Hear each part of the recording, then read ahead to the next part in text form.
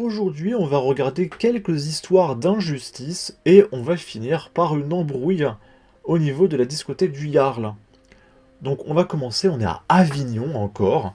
Il y a un mec qui s'appelle Khalid Jamal Almad, donc je suppose un Indien, qui attaque sauvagement au couteau son ami, lui aussi migrant somalien, car il ne peut pas être hébergé dans sa chambre d'hôtel de l'association Entraide Pierre Valdo et il écope de 32 mois de prison. Et du coup, ce qui est marrant, c'est que alors que le mec n'arrivait pas à être hébergé dans sa chambre d'hôtel, bah, il va être hébergé dans une prison française où il aura du coup sortie piscine, PlayStation, Xbox, etc. Donc au final, en tuant un mec, enfin, il était, à mon avis, il est pas mort, mais en poignardant un mec, il va avoir ce qu'il veut. Je trouve ça génial. C'est génial. C'est limite, il faudrait dire, bon monsieur, si vous voulez avoir un logement gratuit, prenez ce couteau et allez tuer quelqu'un. Mais ne venez pas m'embêter moi, c'est trop compliqué de faire les démarches. Donc écoutez, si vous poignardez quelqu'un, vous irez ici, parce que c'est un petit peu violent. Alors que si vous tuez 5 personnes, vous pourrez aller dans cette prison sous haute surveillance où il y aura une Switch, des sorties au musée, etc. Mais si vous faites un délit mineur, bah, vous pourrez aller ici, et là il y a les promenades en forêt, etc. Voilà le catalogue, en fonction des meurtres, des crimes, ok. Bon. D'un côté, le prévenu Khalid Jamal Ahmad, qui a préféré fuir son pays natal, la Somalie, en proie à des milices en 2014, ce soir du 2 mars, est repéré par la police à errer en courtine, pieds nus, sous à cause du whisky et les vêtements ensanglantés. À la barre, l'homme de 24 ans a nié en bloc les accusations portées à son encontre. Le mec, il a plein de sang sur sa chemise. C'est pas moi, monsieur l'agent. L'altercation éclate alors que son souhait de pouvoir dormir chez son ami dans cette chambre d'hôtel mise à disposition par l'entrée de Pierre Valdo, donc probablement une association payée par mes impôts et vos impôts, qui assure l'hébergement des personnes en grande précarité, n'est pas exaucé. Les coups d'un couteau sorti de sa poche pleuvent, 4 précisément de la part de Khalid, causant de profondes blessures aux avant-bras et à l'omoplate de son collègue. Une personne avec laquelle il entretenait une relation amicale depuis 4 ans. C'était pour me défendre. Il me menaçait avec une bouteille. Putain mais sérieux quoi. C'est quoi ces mecs? A-t-il déclaré dans une version des faits remodelés. Il ment, a rétorqué la victime, au stigmate encore bien visible. Il s'est énervé parce que j'ai refusé qu'il reste chez moi. Mais je n'ai pas le droit de l'héberger, sinon je suis viré de l'association. Je n'ai pas compris ce qu'il s'est passé. Il n'y a jamais eu aucune histoire entre nous. Après cette explosion de colère incontrôlée, Camille laisse... C'est marrant, ça me fait penser à Camille Abderrahmane. Laisse sa victime dans une mare de sang et quitte les lieux. C'est son titre de séjour abandonné dans cette chambre qui permettra aux policiers de faire le lien entre les deux comparses. Selon le procureur, la culpabilité du migrant ne fait nul doute. Il n'y a aucun contexte de légitime défense, a souligné Pierre Cramier, avant de revenir sur la situation administrative de ce Somalien, placé sous protection subsidiaire depuis 2020. Ça fait 4 ans qu'il est payé par nos impôts, nourris, logés. Ça fait 4 ans que le mec est nourri, logé à rien foutre. C'est incroyable, hein. L'État français estime ainsi que la situation de son pays natal ne lui garantit pas la sécurité. Ça, mais le rapport avec la France.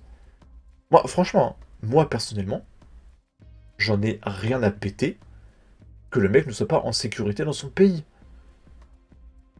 Soit il vient en France et il se calme, soit le mec est un fou dangereux, tu te barres.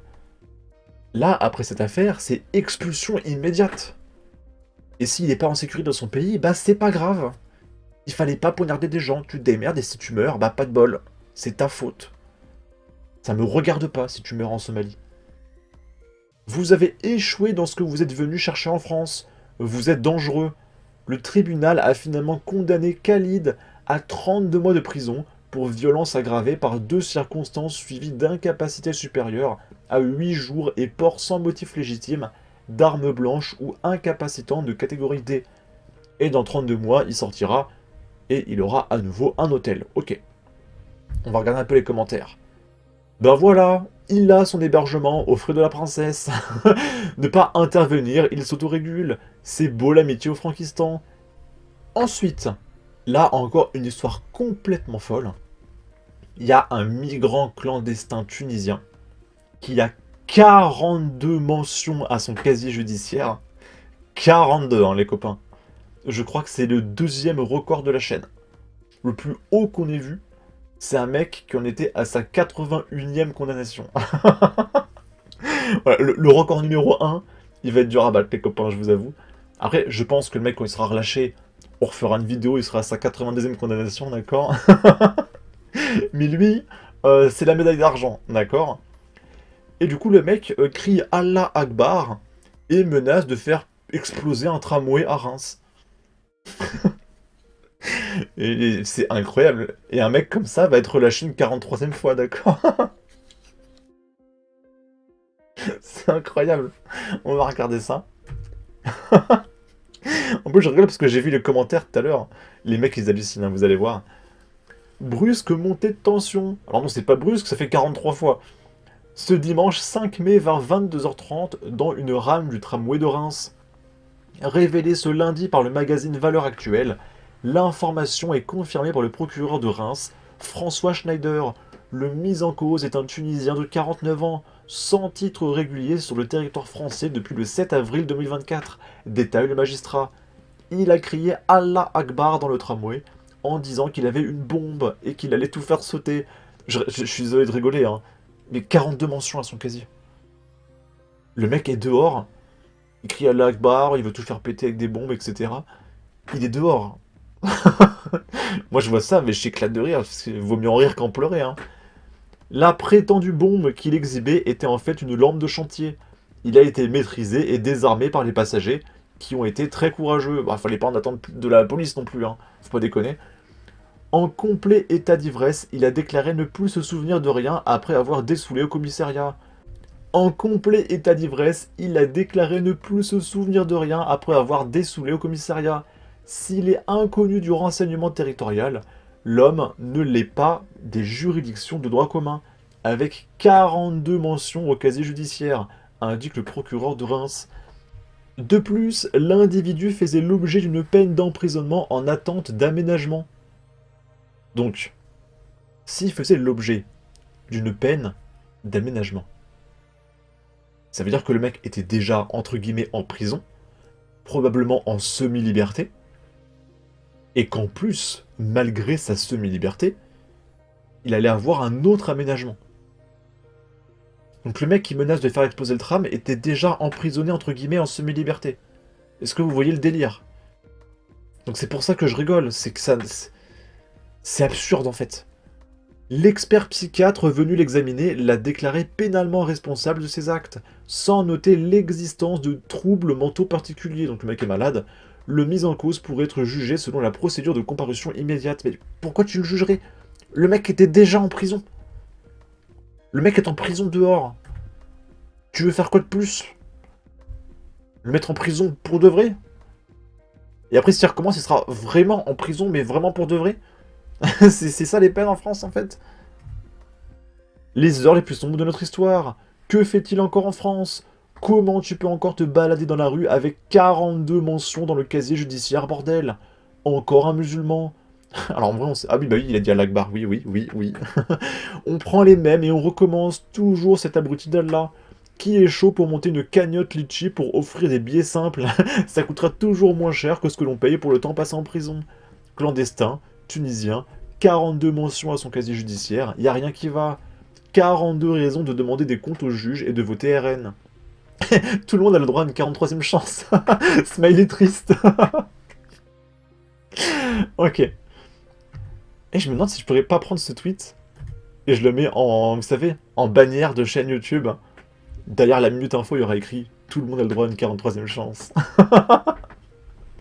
Ok. Et je vous l'avais dit, on allait finir sur une vidéo du Jarl. Donc en gros, c'est un mec qui est intervenu pour protéger 5 mecs en train de défoncer une nana.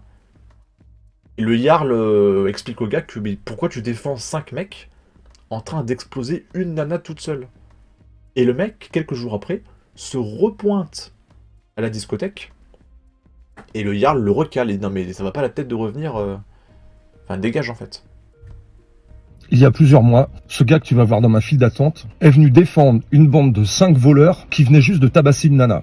Avec mon équipe, on les a tous attrapés pour récupérer déjà le téléphone volé et leur rappeler qu'en France, on pouvait pas frapper les nanas. Des mois après, il revient dans la file d'attente en pensant qu'on n'allait pas se souvenir de lui. Regarde.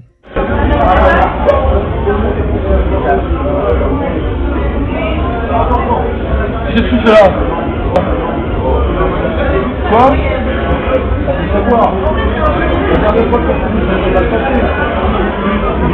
Je défends des mecs, je défends des petits qui volent. Ici, ce soir-là, je défends, on attrape les voleurs. Évidemment, n'hésitez pas à lire les sous-titres, c'est écrit, hein. Et toi, tu vas les défendre. Tu viens dans ma file d'attente, ça fait pas cher, on va comprendre. Moi, je m'entends pas avec les mecs qui volent. Je m'entends pas avec les voleurs. Je suis connu pour ça. Non, tu les défends. On les attrape, tu viens de leur faire pas de mal, leur faire pas de mal, ils tapent des filles. Ils tapent des filles sur les portables. Vous allez l'entendre. Moi, on ne défend pas les voleurs, tu les défends. Il n'y a pas de voleurs. Moi, je défends tout le monde. Les voleurs, je les défends. C'est pour plaindre et nous menacer. Pourquoi tu es là? Parce que tu viens nous menacer parce qu'on a attaqué des voleurs. Je ne défends pas les voleurs, c'est moi je peux qui? C'est mort. C'est mort. Tu ne peux pas faire ça. Tu ne peux pas venir dans ma situation après, alors que quand on a attrapé les voleurs, on peut dire mais non, tu les défends pas. Mais si tu les as défendus, attends, fais pas. Si, pour moi je ne peux pas la faire. Non, je gère toute ma vie, oui, c'est très bien pour ça. C'est moi qui suis fort à la main comme ça. Rappelle-moi, tu joues devant. On l'a attrapé tout à l'heure, après on la met comme ça. Et je te dis, non, je dis pas encore, regarde moi, c'est aujourd'hui, je dois défendre, je dois défendre, je dois défendre. C'est une histoire comme ça, et Comment le Jarl peut encore l'accuser alors qu'il a dit Wallah? S'il a dit Wallah, il est forcément innocent. Il frappe les voleurs, c'est des voleurs. Oui, c'est des voleurs. Et toi, c'est pas joué, je vais rien, ça soit. Je voulais avoir un niveau. Maintenant, oui, c'est pas d'accord. Je suis d'accord avec vous. On a bien la foule, c'est fou à tous les clients, c'est fou à tous les gens. Ils se pas ça, ils défendent. C'est une nana, quand même. C'est des vis de plus, nana. C'est des vis de plus. Ouais, c'est vous les journalistes, ils sont chez moi, machin. Je pas défendu vous-même. Alors ça les vous aider. Ah bah non, mais non. Je l'ai dit, c'est rien. Non, c'est non, je vais vous expliquer. C'est pas avec moi, il faut qu'ils soient les travailleurs ici. Je vais vous aider. Je suis d'accord avec vous. Moi,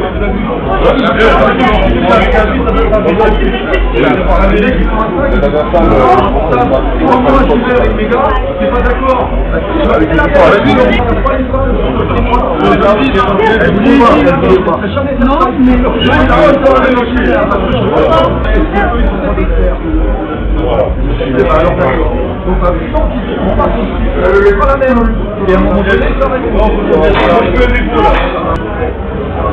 À la fin, il est d'accord avec nous. Le Jarl te salue. J'aime beaucoup le Jarl. Ok. Ok, mais il est rentré au final. Bah non, regarde la fin de la vidéo en fait. Ok, bref, bon, bref. Les commentaires sont pas intéressants. En tout cas, n'hésitez pas à donner votre avis, votre opinion, à partager, liker, commenter. Ça aidera au référencement de la vidéo sur YouTube. Abonnez-vous, suivez-moi sur Twitter. Et à la prochaine pour de futures vidéos. Ciao!